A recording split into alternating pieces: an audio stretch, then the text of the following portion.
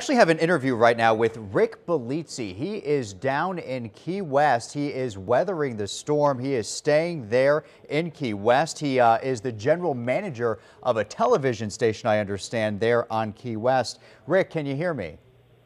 Yes, I can. All right, Rick, first tell me where you are. Are you at the television station? Are you at your house? And give me an idea what the conditions are there in Key West at this moment. Well, I'm on Stock Island, which is at mile marker 4.5 as you're leaving Key West. We're at the television studio and our transmitter site.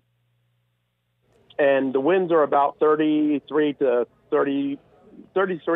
45 mile an hour winds. They're gusting for 45.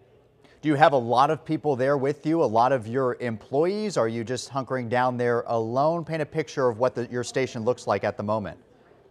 Right now we have 7 people. We're going to increase to about 10, just because the building can withstand the storm. We're praying that it's not going to be like a Hurricane Andrew, because I went through that in 1992 in Miami by the Tamiami Airport, and I'll tell you what, you don't want to go through an Andrew.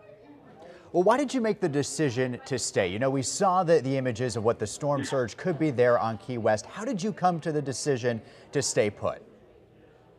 Well, you always have to return to your property, and if the building could withstand the winds and you have emergency power, food, and electricity, it takes forever to get back into a community that was devastated by a hurricane such as Hurricane Andrew.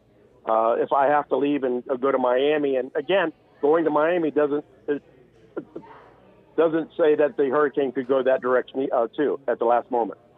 And so you felt it was best to just stay put. What are you expecting tonight? You know, we saw those images of the storm surge and what could happen in some of the low-lying parts of Key West. Is your television station in one of those flood-prone areas? No, it's not. Actually, it's during Wilma, we did not get flooded. About 60% of the keys during a Wilma got flooded. Our station was fine. We're about 12 to 14 feet above sea level.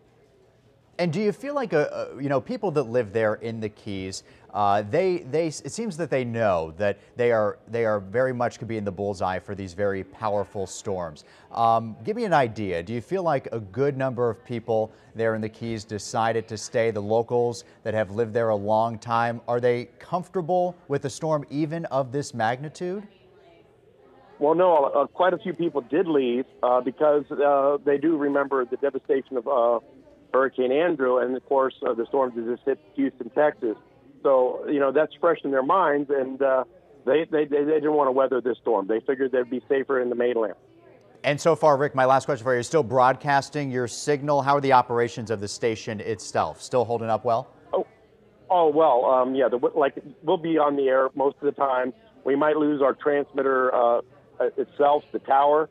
But we transmit through fiber optics to Miami to all the cable systems.